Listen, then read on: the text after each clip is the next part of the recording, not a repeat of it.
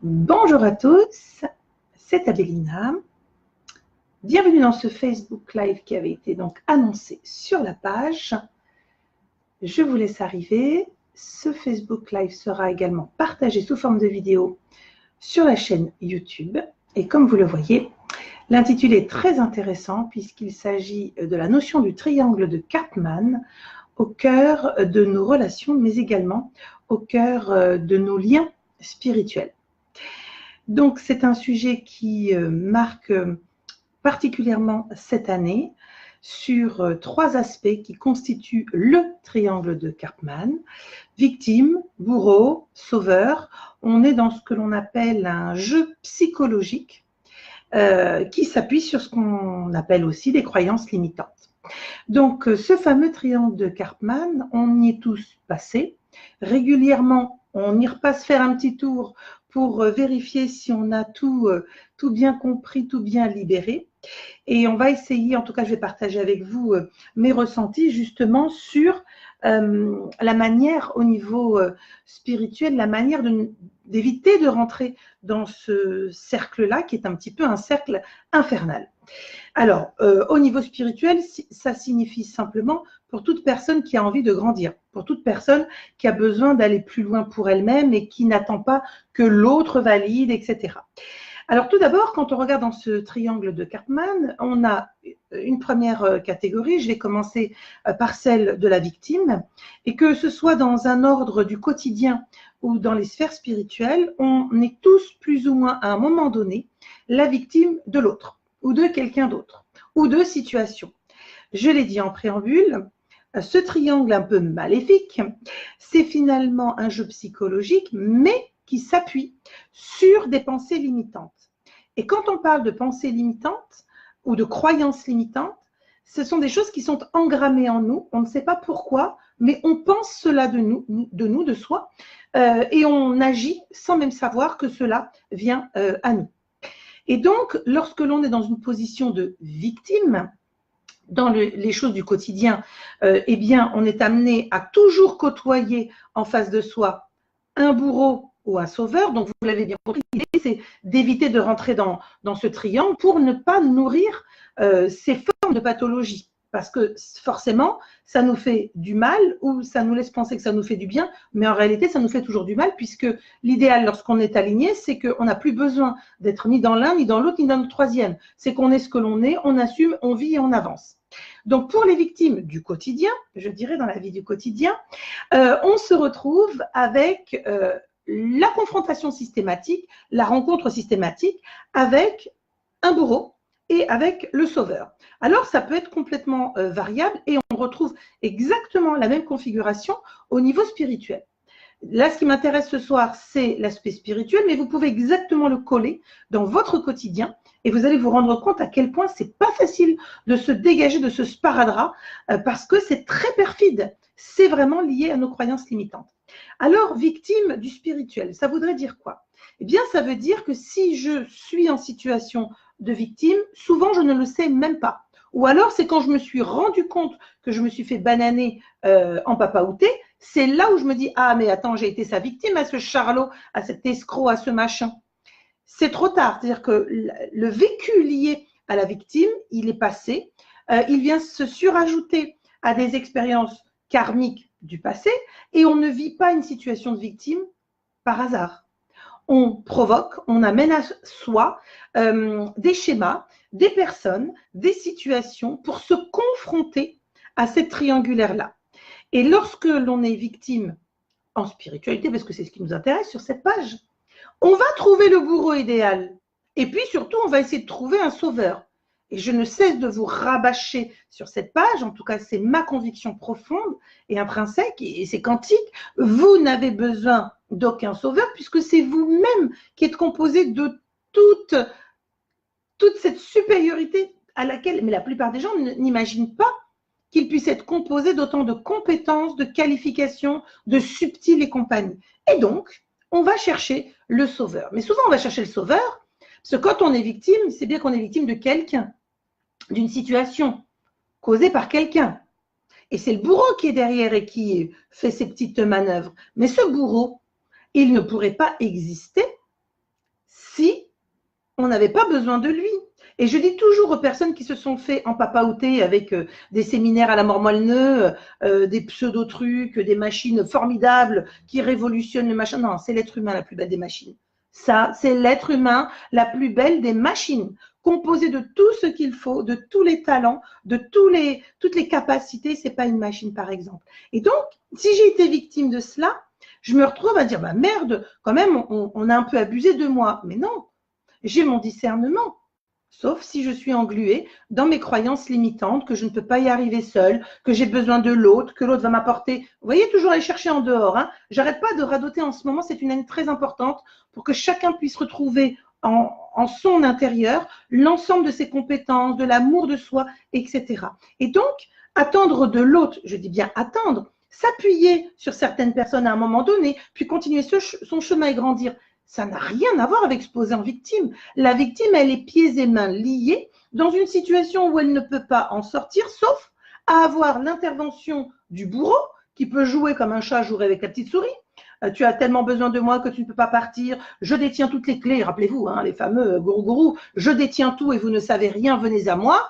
Brebis égarée, tu parles. Hein, voilà, nous détenons tout. Il suffit de nous réapproprier cette conscience. Et puis, il y a le sauveur qui va se pointer là, qui va dire « Oh là là, mais attends, elle est en train de se faire bananer. Moi, je dénonce, moi, je dis que, moi, je. » Et là, le sauveur, il n'est pas mieux. Parce que le sauveur, lui, peut exister que s'il y a des victimes. Le sauveur, il peut sauver personne s'il n'y a plus de victimes. Donc, on voit bien que c'est un ménage à trois qui pue. C'est un ménage à trois qu'il faut quand même intégrer. Mais surtout, on va regarder au niveau de la victime, c'est qu'elle a un besoin. Alors, souvent, quand je travaillais en hypnose, j'ai été formée spécifiquement sur l'hypnoantalgie, l'hypnoanalgésie, justement sur les douleurs. Et on nous apprend, quand on se forme longuement à l'hypnose, on nous apprend qu'on ne pourra pas réussir, entre guillemets, à faire abonder même quelqu'un qui est en demande, forcément, dans une forme de résilience, c'est-à-dire trouver les outils pour en sortir. Pourquoi ? Parce qu'il y a ce que l'on appelle, et vous pouvez noter, chercher, les bénéfices secondaires. C'est quoi ? Alors, les bénéfices secondaires, c'est quel est mon bénéfice secondaire à dire oui, je veux m'en sortir, mais non, vas-y, tiens-moi encore avec des chaînes. Quel est le bénéfice secondaire de dire ah là là, je me suis fait encore avoir ? Eh bien, c'est simplement que la victime, dans la manière dont elle est arrivée dans cette incarnation, par rapport au collier de nouilles qu'elle a derrière, c'est-à-dire l'ensemble de ses mémoires karmiques, elle est comme imprégnée de l'idée qu'elle ne peut pas faire sans un tel ou machin. Elle est convaincue qu'elle n'y arrivera pas seule parce que c'est une moins que rien, parce qu'elle n'a pas été aimée, elle a été abandonnée. Et donc, la victime, comme les deux autres, on va voir, ont programmé un système qui est finalement un système de survie et on va voir des personnes qui sont en situation de victimisation à répétition et qui, au bout d'un temps, arrivent à se dire « Non, mais là, il y a un problème, j'en ai marre d'être dans des redites. » Bravo. Et c'est là où ça devient intéressant, c'est de comprendre qu'il ne faut pas se jeter la pierre lorsqu'on est tombé dans ce triangle-là, parce que bien souvent, on n'y va pas en conscience. On est complètement programmé à cette fragilité, parce qu'un bourreau est aussi fragile qu'une victime, un sauveur est aussi fragile qu'une victime. Donc, sur la première partie qui est vraiment être victime au niveau spirituel, ça fait partie aussi des gifles, des claques, des leçons de compréhension. Est-ce que demain, je vais continuer à me prendre une tarte ? Ben oui, ben non. Ben, c'est à moi, si je n'ai pas compris, j'y retourne. Et puis, j'y crois. Et puis, non, je ne veux pas lâcher. Moi, à l'époque, quand je faisais de la voyance, j'avais quand même autour de moi, sur des plateformes où je pouvais travailler, j'avais autour de moi des gens qui étaient voyants comme moi, je suis bûcheron au Canada, okay, qui jouaient sur leur téléphone ou qui faisaient d'autres trucs de décoration pendant qu'ils étaient en ligne à faire de la pseudo-voyance. Et les gens étaient tellement convaincus. Ah oui, mais je rappelle, et je tombe dans une attente qui n'est pas, je ne vais pas dire réalisable, mais qui est une attente qui est fourvoyée du fait même de la croyance limitante. Si vous reprenez votre pouvoir, évidemment, vous n'êtes plus dans le système de la victime, parce que vous vous dites, non mais là ça va aller, c'est bon. Et c'est ce qui se passe lorsque vous avez des réveils. Le réveil spirituel, lorsque vous avez des réveils avec des belles rencontres dans votre vie, de belles âmes, des lectures qui vous transcendent, clac, il y a le déclic. Et donc, ce réveil-là, il est possible, ce qui signifie que même si on tombe dans ce triangle qui est pervers, parce que c'est comme une boule de ping-pong, hein, vous allez rebondir de l'un à l'autre, et vous pouvez être sûr que si dans une incarnation, vous avez été victime, dans la prochaine, ou avant même de terminer celle où vous êtes, l'âme va avoir besoin d'aller réparer, et donc va vous emmener visiter les deux autres aspects de ce triangle qui pue gravement. Et ça nuit à la santé aussi. Donc, pour les aspects victimes, notamment en spiritualité, on est tous horripilés de se dire, mais punaise, pourquoi ils font ça? Pourquoi ils y vont? C'est de la merde. C'est gros comme une maison qu'on voit que ça pue, mais ils en ont besoin. Ils ont besoin de passer par cette épreuve. C'est comme un enfant. C'est la même chose. L'enfant, tant qu'il a envie d'aller foutre les doigts là sur le petit… le gaz, là, vous voyez, où il y a la cocotte qui chauffe, il n'a qu'une envie, c'est joli, ça bouge, il y a de la lumière et tout. Tant qu'il ne s'est pas brûlé, le gosse ne peut pas intégrer la compréhension de non, je t'avais dit, ça fait mal, ça brûle. Si je n'ai pas intégré ça fait mal, ça brûle, vous pouvez me le dire, je ne sais pas ce que ça veut dire. C'est la même chose pour nos âmes. Nos âmes, elles ont besoin, puisque c'est compliqué dans l'incarnation, c'est très compliqué de vivre l'être incarné. Émotion, douleur, souffrance, la pensée, l'analyse. Imaginez, c'est un ordinateur énorme qu'il faut pouvoir gérer et donc on expérimente. Et si on expérimente, eh bien on prend entre guillemets le risque de tester. Mais comme je le dis toujours, on a besoin de tester pour savoir qu'on n'en veut plus, pour savoir qu'on veut aller ailleurs autrement, pour savoir qu'on a envie de grandir dans autre chose que ce qu'on vient d'expérimenter. Et c'est à force de tester qu'on peut en sortir. Alors je disais, la victime, voilà, elle a besoin, elle est donc cette victime, parce que tout se concentre autour d'elle. Hein. Il faut quand même comprendre que la victime, c'est celle qui nourrit le bourreau, qui joue comme un chat avec, celle qui nourrit aussi le sauveur, puisque alors lui, moi je viens te sauver, je n'ai pas réglé mes problèmes, mais t'inquiète pas, je viens t'aider. On voit beaucoup de praticiens qui devraient travailler sur eux, leur lignée, où ils en sont, etc. Et on se dit, et eux, ils y vont, c'est bon, tout va bien. Parfait, bon, ils font ce qu'ils peuvent, en tout cas, mais il faut d'abord se regarder soi-même avant de pouvoir oser pouvoir dire, bon là, je peux aider, ok, mais où, quand, comment. Et donc le bourreau, lui, n'existe pas non plus, les bourreaux, les espèces de gourous, parce que les gourous, on les retrouve dans les deux catégories. Les gourous, on les retrouve dans les bourreaux, ceux qui sont pervers, sadiques, ceux qui abusent de leurs fidèles et compagnie, qui abusent sous tous les plans, financiers, moral, psychologique, sexuel et compagnie. Mais on retrouve aussi les gourous dans les sauveurs. Je suis le sauveur, je détiens la vérité infinie de l'univers intersidéral de tout le monde. Sauf que eux, ils ont besoin de sauver, mais ça n'a pas de sens. C'est eux-mêmes qu'ils cherchent à sauver.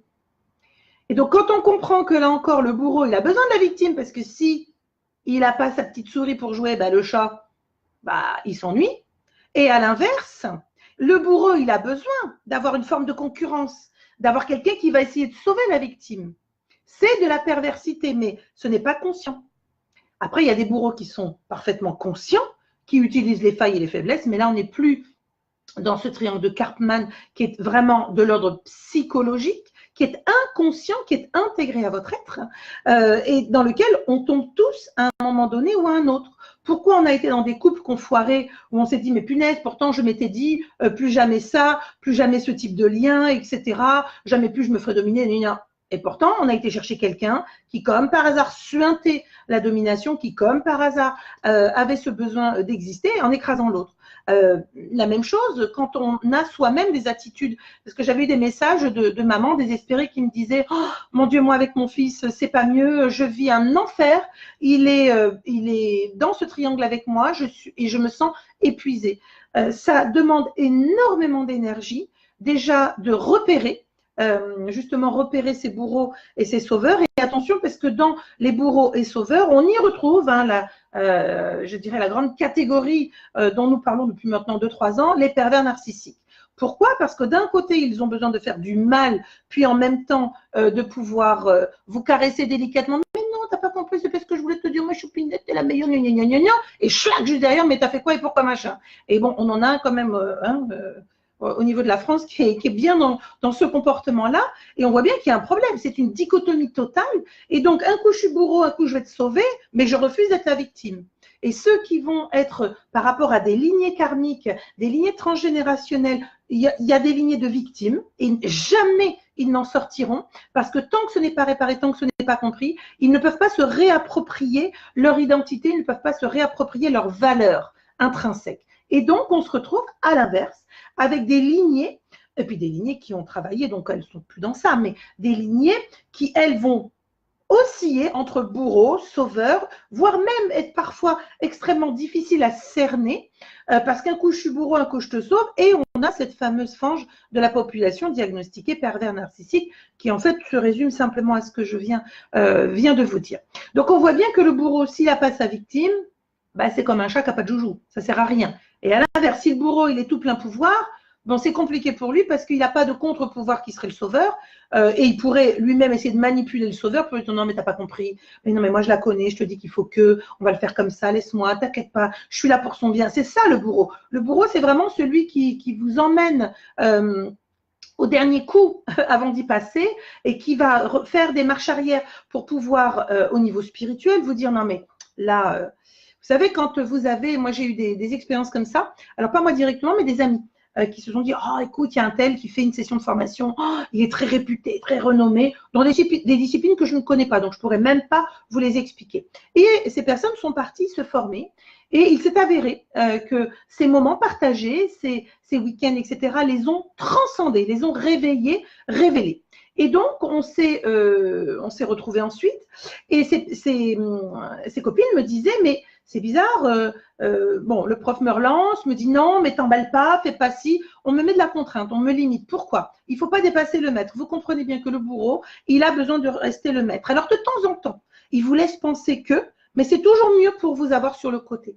Et on retrouve exactement ces états d'être, que ce soit dans notre quotidien, lambda, en tant que parent, en tant qu'ami, dans la famille, etc., au boulot, mais aussi dans les sphères spirituelles, puisque la sphère spirituelle n'est qu'un aspect de l'expérimentation de l'être incarné, et certains vont aller en conscience travailler sur je veux être un bourreau spirituel, en 2 mots, je vais te vendre du vent, du pipi de chat et de la crotte de moineau, c'est pas grave, je m'en cogne, puisque moi, pendant ce temps-là, je me gosse bien en regardant un abruti pas fini qui est capable de me commander un truc qui n'a ni queue ni tête. Bon, à l'inverse, le sauveur, lui, va être tellement obsédé par l'extérieur, il faut que j'aide, il faut que je sauve, il faut que je sauve, mais il n'entend pas la détresse intérieure de son âme qui dit, oh, on peut commencer par ici, parce que la maison qui brûle, elle est là. Donc, vous voyez bien que sauveur, bourreau ont besoin de la victime. Et surtout, moi, je scinderais les victimes de quelque ordre, du quotidien ou un spirituel. D'un côté, ce sont des lignées de personnes qui subissent parce qu'elles ont eu un déficit d'amour, donc ça fracte l'âme. Elles ont subi bien souvent une forme de désolation de leur incarnation, donc d'illégitimité, de non-reconnaissance. Et donc, elles cherchent désespérément celui ou celle qui pourrait leur apporter enfin cette espèce de reconnaissance, donc ce piédestal. Et le bourreau, c'est très bien. Le bourreau va s'attaquer à une victime en lui, et d'ailleurs c'est ce que les sectes font, hein. Vous êtes, mais grâce à moi, vous allez voir, votre famille ne vous comprend pas, chez nous on s'aime tous, et puis tu es extraordinaire, tu es formidable. Ça dure un temps, hein. C'est un petit peu comme les fameux expatriés planqués dans d'autres pays qui font du fameux coaching à 2000, 5000, 10 000. Les gens s'endettent, puisqu'ils sont dans le mouvement du truc, ouais on y va, et puis une fois que c'est lâché, vous retombez comme une merde. Voilà. Et donc, ben, vous avez été simplement la victime parce que vous avez cherché le bourreau le plus pointu, celui qui va aller en plus gros, plus c'est gros, plus c'est gros, plus c'est gros. Et puis quand on regarde, ben, c'est des gens qui disent mais comment j'ai pu me laisser engluer? Ben oui, mais parce qu'il fallait travailler justement sur cette part de faille et comprendre quelle est l'origine de cette faille. J'ai eu aujourd'hui une consultation qui m'a beaucoup touchée, elle se reconnaîtra, Isabelle. C'était fou. Voilà, c'était fou de pouvoir démantibuler au niveau de la lecture d'âme et de tout comprendre en se disant non mais oh là, attends. Et c'est vrai que quand on commence et quand on ose, et je dis vraiment ça sans jugement, parce que tout le monde ne peut pas, au moment où nous parlons, tout le monde ne peut pas aller faire une lecture d'âme parce qu'il faut pouvoir accueillir le sac à poubelle. Et le sac à poubelle, c'est quoi? Douleur, souffrance, blessure. Je le redis encore et encore. Pour y aller, il faut être préparé. Donc, il faut avoir un peu travaillé sur soi, s'interroger, essayer de comprendre, avancer, etc.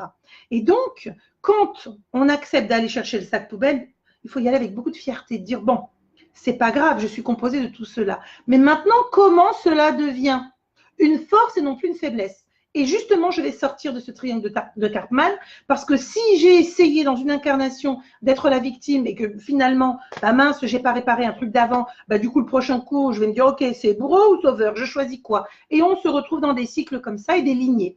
Et les lignées, c'est vous qui l'apportez, bien sûr, puisque vous posez votre décision, mais c'est aussi votre lignée transgénérationnelle qui l'apporte. Donc, vos gosses récupèrent les bijoux, non pas de famille, mais les bijoux à Roudoudou, les colliers de nouilles que vous avez rapportés comme étant des trophées d'expérimentation inachevés. Parce que quand c'est terminé, quand on a compris qu'on n'a plus besoin d'être victime de quiconque, ni de soi-même, parce qu'on a suffisamment d'amour, et tout va tourner autour de l'amour. Quand on a compris qu'on n'a plus besoin d'être en horreur, en hurlement, en dégueulis sur le reste du monde et de la planète, ben c'est qu'on arrête d'être le bourreau des autres et de soi-même, parce que ces gens-là ne sont pas heureux. Voilà. Et quand on arrête de vouloir sauver les autres parce qu'on n'a pas le temps de s'occuper de soi, ben on a compris que finalement, tout n'était qu'une question d'amour, d'amour propre. Et cet amour propre, il a été abîmé à un moment donné dans le parcours karmique.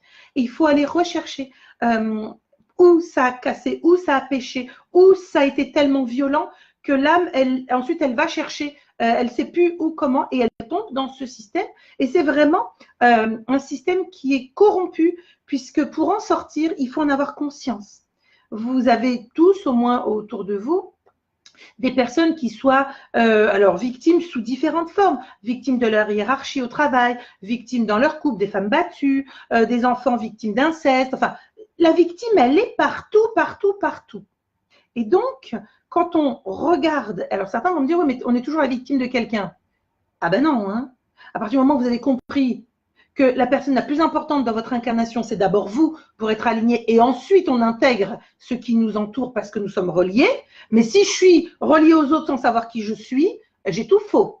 Donc, on a autour de nous des victimes potentielles, des victimes de tous bords, de toute origine, et on comprend que même si on essaye de leur dire, mais là, tu ne crois pas que gna gna, cette personne ne peut pas entendre puisqu'elle est dans sa phase d'expérimentation. Alors je dis toujours, ça ne coûte rien de tendre une main, ça ne coûte rien d'être force de proposition, de permettre peut-être un peu de clairvoyance et de dire, tiens, et si tu regardais les choses comme ça, pour amener l'âme à pouvoir se détacher de la violence qui lui a été infligée, c'est-à-dire ce tel désamour qu'elle se met dans l'énergie de la victime sans même le savoir et se plaint en se disant mais je ne comprends pas, je répète les mêmes choses et c'est encore et gna gna gna.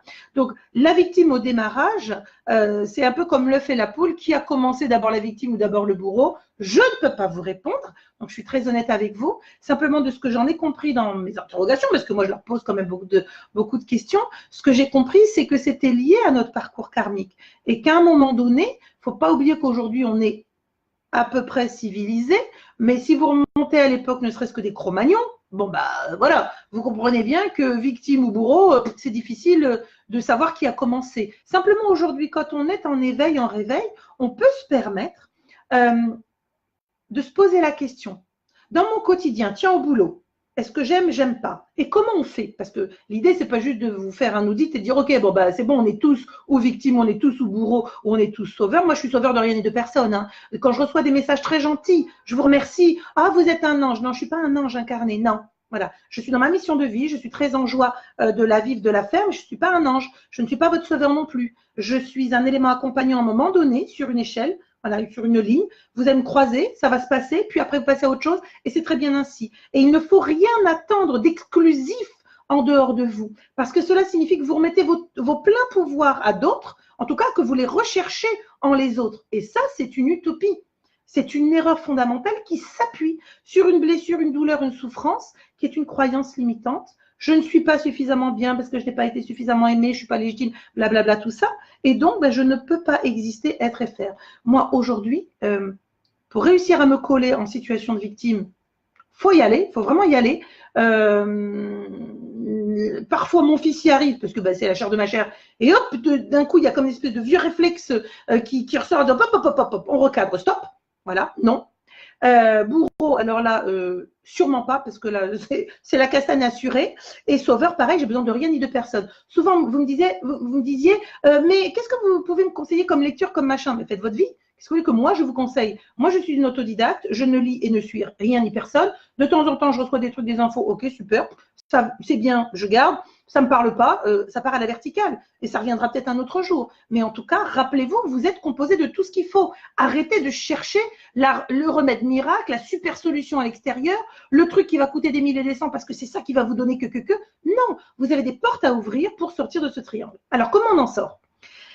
Ben, je l'ai dit, hein, c'est d'accepter de voir quel est le nœud d'origine qui vous a laissé penser, mais de manière intrinsèque, que finalement, après tout, ben vous avez le bon profil de la victime. Ou après tout, allez-y, vous êtes un bourreau formidable, voyons. Votre père l'était, vous pouvez prendre le relais quand même. Ce serait con de casser une lignée transgénérationnelle. Et puis à l'inverse, le sauveur, c'est celui qui ne sait pas trop. Ben, moi, j'aimerais bien sauver la victime. Oh là là, mais le bourreau, moi, j'en ai quand même un peu peur. Hein. Donc voilà, c'est mi-figue, mi-raisin. C'est toujours les fesses entre deux chaises. La victime, elle a besoin de se nourrir de cet état-là pour comprendre qu'elle n'en veut plus. Voilà, c'est comme un plat dégueu qu'on vous resserre, on dit t'en veux encore? T'en veux encore un bourre-pif dans la gueule? Encore un?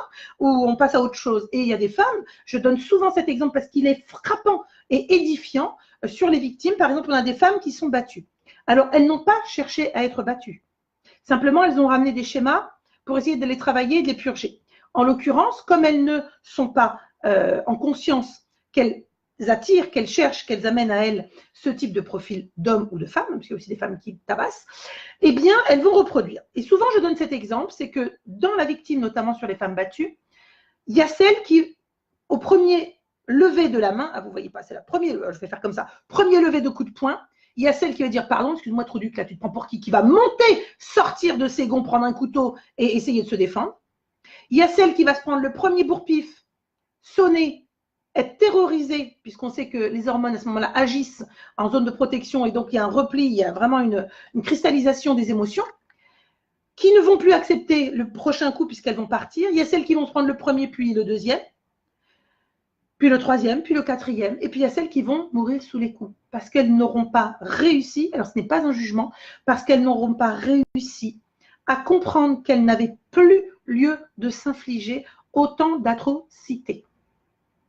Donc, de comprendre que si vous vivez un enfer avec des enfants insupportables, avec un mec qui vous pète la tronche ou qui vous tient sous scellé, avec une femme qui est obsédée ou est dans la panique, la manipulation parce qu'elle a peur d'être trompée, il y a toujours une option. C'est de se poser, de se dire, ok, je vis quoi en fait là? Est-ce que je suis la victime? Est-ce que je veux absolument la sauver d'elle-même et je l'aime, je suis son mec, je l'aime très fort mais j'arrive pas à la sauver? C'est à elle d'aller travailler pourquoi elle est dans cette attitude. Et c'est important de l'entendre parce que on ne peut pas, même nous, praticiens qui sommes au service des âmes et des êtres, on ne peut pas sauver quelqu'un qui n'est pas prêt, qui ne veut pas et qui n'a pas engagé ce travail. Mais pour engager ce travail, il faut regarder derrière. Quel a été le parcours initiatique, d'éveil, de compréhension pour me dire, mais ça, j'en veux plus parce que je ne suis pas bien avec moi ou je ne veux plus l'infliger aux autres ou pour X raison. Quel a été le parcours qui a amené? Eh bien, c'est l'expérience de vie. Donc moi, j'en ai marre d'entendre cette spiritualité lisse, mièvre, cuculapraline et compagnie. C'est douloureux d'être incarné, c'est compliqué de vivre l'incarnation, c'est violent, très violent de vivre au quotidien les affres des émotions, des douleurs et des souffrances. Donc, lâchez-nous, on fait tous de notre mieux.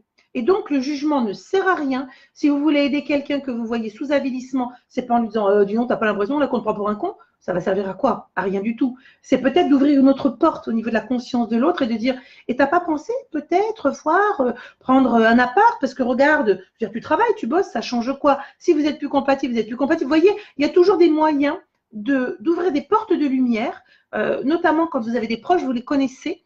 Et si vous avez l'impression, et on ne vous demande pas d'être le sauveur, vous voyez, il ne faut pas tomber dans le triangle de Cartman en disant je vais être le sauveur parce que je suis sûre que l'autre est victime. De quoi je me mêle?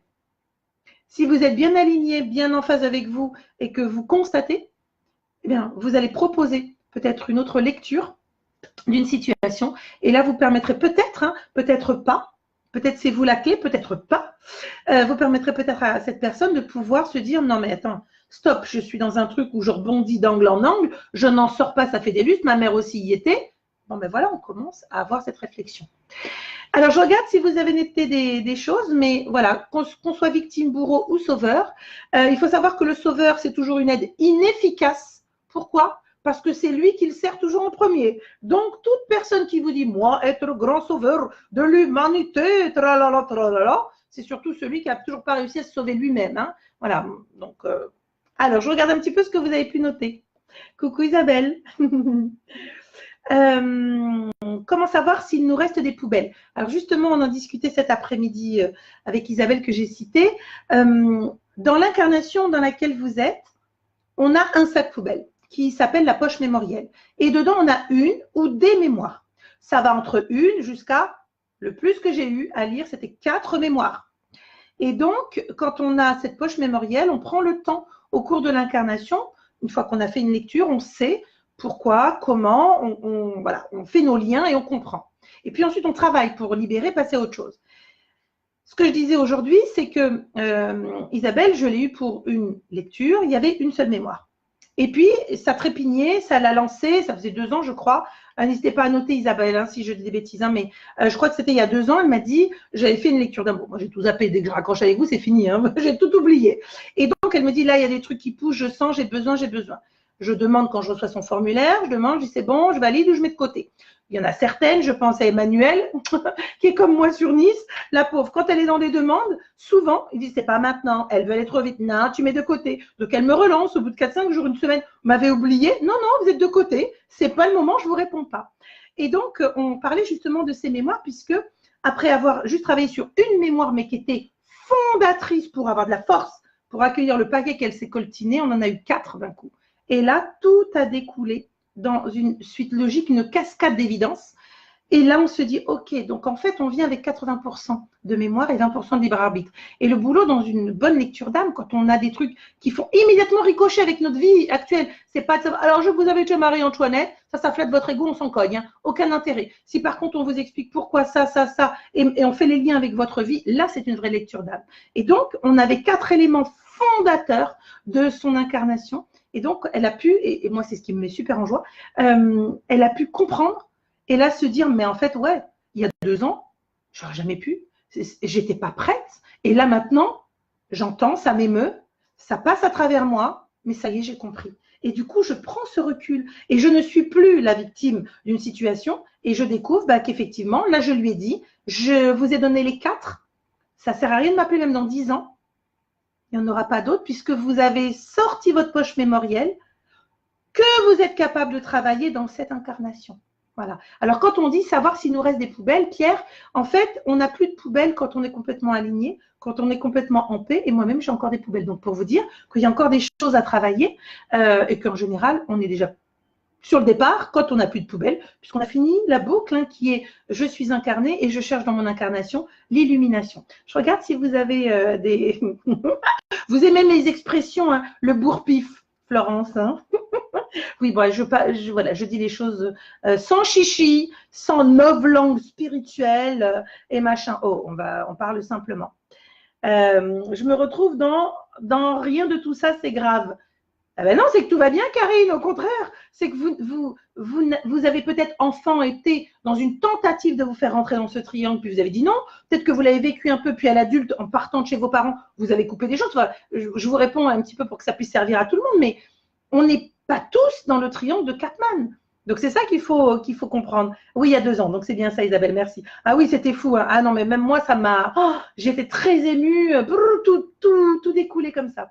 Alors, Maxandre, oui, lecture d'âme qui explique tout un truc de dingue. C'est votre collier de nouilles, un peu de respect, hein, voyons. Donc, manifestement, ça a répondu peut-être à vos interrogations. Encore une fois, comprenez bien que quand j'ose mettre le projecteur sur l'ombre, c'est pour mettre en lumière la lumière qui se cache derrière l'ombre. Ce n'est pas pour avoir un discours de noirceur, de machin. Il y a les chochottes qui se cachent encore derrière leurs petits doigts. Ah non, il faut être tout amour. Ah non, mais tu comprends, il faut t'habiller en blanc. Il faut se dire du namasté à tous les coins de rue. Et puis, surtout, on ne parle pas de l'ombre. Ah ben non, ça n'existe pas. Hein, ben non. On est composé de notre part d'ombre puisqu'on travaille nos mémoires qui sont nos parts d'ombre. Sinon, ça voudrait dire qu'est-ce que je fous là? Si je n'ai plus de part d'ombre, qu'est-ce que je fous là? Tout simplement. Donc, sachez que quand on parle de l'ombre qui nous compose, c'est pour la mettre en lumière et aller chercher le meilleur de nous-mêmes justement dans cette mise en lumière. Dire, ben, finalement, je l'avais vu sous cet angle, mais en regardant sous cet angle-là, je vois différemment ma part d'ombre, je comprends, j'accepte, j'intègre et je me dis, mais comme on en parlait sur certaines mémoires, des mémoires très puantes et dégueulasses, où on a la honte de se dire, mais comment j'ai pu faire ça? Non, mais ça, ok, mais c'était à l'époque. C'était dans un autre lieu, un autre temps. Et pourquoi vous êtes passé à travers ça? Pourquoi vous avez eu besoin d'être une pourriture? Ben, il faut regarder ce qu'il y a derrière, ce qu'il y a eu besoin d'essayer de compenser, de réparer. Rappelez-vous, le ping-pong, c'est pareil que le triangle de Karpman qui se fait en triangle. Là, les mémoires karmiques, c'est que tant qu'on ne comprend pas que la première cristallisation de la mémoire qui est d'origine, hein, qui explique l'incarnation dans laquelle vous êtes, tant qu'on n'a pas compris cette mémoire cristallisée, elle nous fait une avalanche. Et c'est l'avalanche du ping-pong. Je sors d'un extrême et je me dis, ah non, plus jamais ça, je veux aller tout de suite réparer, donc je vais dans l'opposé. Mais merde, si je sors par exemple d'une victime, je vais dans l'opposé, je vais chez qui? Je vais chez le bourreau ou le sauveur, qui est peut-être un bourreau mélangé. Et donc, on comprend bien qu'il faut arrêter le jeu de ping-pong au niveau des frasques karmiques, se poser, ne plus être ni à gauche ni à droite, mais être au milieu. Et le milieu, je vous rappelle que c'est le médium.